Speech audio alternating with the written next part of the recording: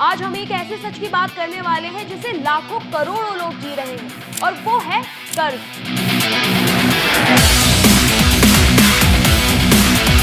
Anxiety, depression, BP, sugar, तनाव, ये सब का कारण बनता है कर्ज।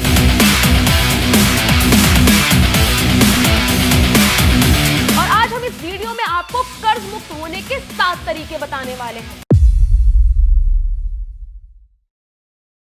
नमस्कार दोस्तों, मैं हूं समीक्षा और आप देख रहे हैं बॉस वाला का हिंदी चैनल। हमने कभी ना कभी कर्ज जरूर लिया होगा और इस कर्ज का जाल ऐसा होता है जिसमें हम दिन पर दिन फंसते चले जाते हैं। तो चलिए शुरू करते हैं। ऐसे 7 तरीके जानते हैं जिनसे आप कर्ज मुक्त हो सकते हैं और इन्हीं के साथ कर्ज से आने वाले मानसिक तनाव से भी बच सकते हैं। सबसे पहला तरीका है सच का सामना करो और लिस्ट बनाओ। इसमें आपको क्या करना है कि आपने कितना कर्ज ले रखा है, एक डायरी और पेन लेके बैठो और उसकी लिस्ट बनाओ कि कहां पर कितना कर्ज है, मंथली कितना आप उसको दे रहे हो, इंटरेस्ट कितना लग रहा है। इसी के साथ मैं आपको बता दूं कि कौन सा कर्ज आपको कितने प्रतिशत तक ही लेना चाहिए। इससे ज्यादा अगर लेंगे तो चुकाने में आपको समस्या आ सकती है। क्रेडिट कार्ड कभी 30% से ज्यादा नहीं होना चाहिए, पर्सनल लोन 20% से ज्यादा नहीं होना चाहिए, कार लोन 9% से ज्यादा नहीं होना चाहिए और होम लोन 8% से ज्यादा नहीं होना चाहिए। जब इतना होगा तब आप एक सिस्टमैटिक जिंदगी जी सकते हैं। अदरवाइज कर्ज का ट्रैप ऐसा होता है कि आप उसको रीपे करते करते थक जाएंगे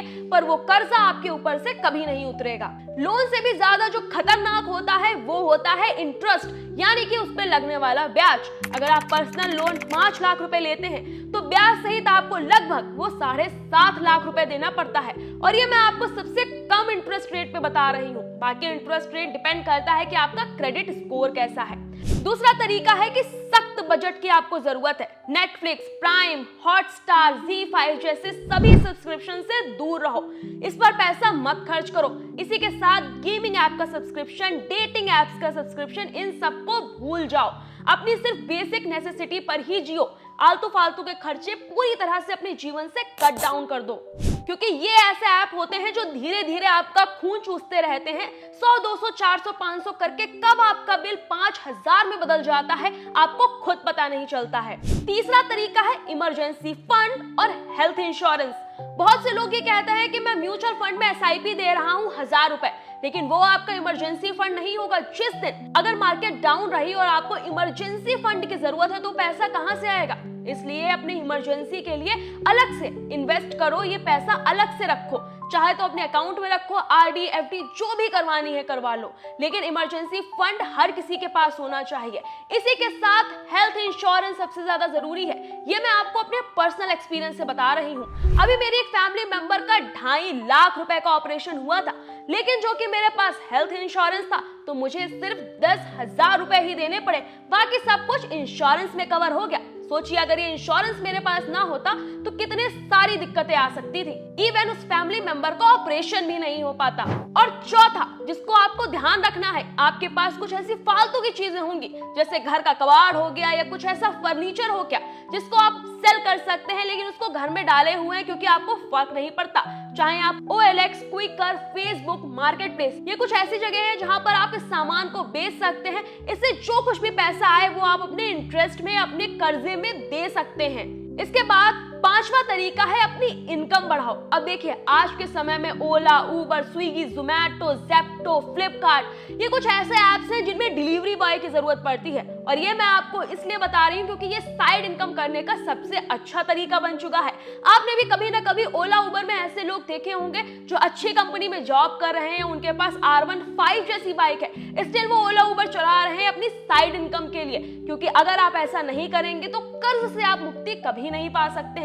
वो साइड हसल आपको करना पड़ेगा जिसका पैसा जब आपको मिलेगा तो वो आप अपना लोन ज्यादा EMI पे कर सकते हैं, जिससे आपका खर्चा बचेगा। छठा तरीका है अचानक से मिले पैसे को भी लोन खत्म करने में ही डाल दो। अचानक से मिले पैसे मतलब आपका जन्मदिन है, आपके बच्चों का जन्मदिन है, या फिर आप कहीं गए हैं, आपके मम्मी पापा ने आपको कुछ पैसे दिए, किसी रिश्तेदार ने आपको पैसे दिए हैं, या फिर कोई बोनस मिला है, तो इन सबको इकट्ठा करके आप वो अमाउंट अपने लोन में डाल दो।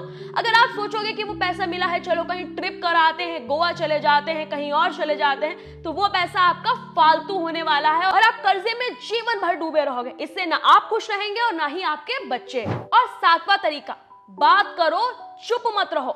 बात करने का मतलब है कि इसको 4 लोगों से डिस्कस करो। हो सकता है आपके पास कोई ऐसा व्यक्ति हो जो आपको सही एडवाइस दे सके, आपको उस दलदल से निकाल सके, या फिर आपको कुछ पैसा देके आपका सेटलमेंट कराने में मदद कर सके, या फिर आपकी कोई स्ट्रैटेजी बनवा सके। इसीलिए इस लोन के, इस कर्ज के भार को अपने सर पर लेकर मत घूमो। इसको अपने घर पे बताओ, अपने माता पिता, अपनी वाइफ से शेयर करो, अपने किसी दोस्त से शेयर करो, जिससे आपको कई सारे आइडियाज मिल सके अब इस लोन को चुकाने के, और कोई जान पहचान वाला आपकी मदद भी कर सके। दोस्तों, कर्ज कोई श्राप नहीं है, ये सबके जीवन का एक फेस है जो जल्द ही गुजर जाएगा। जून 2024 के आंकड़ों की अगर मैं बात करूं तो सिर्फ क्रेडिट कार्ड से ही 270 करोड़ का लोग लोन ले चुके हैं। सिर्फ क्रेडिट कार्ड का ये लोन है, इसमें बैंक का लोन, कार लोन इंक्लूड ही नहीं है।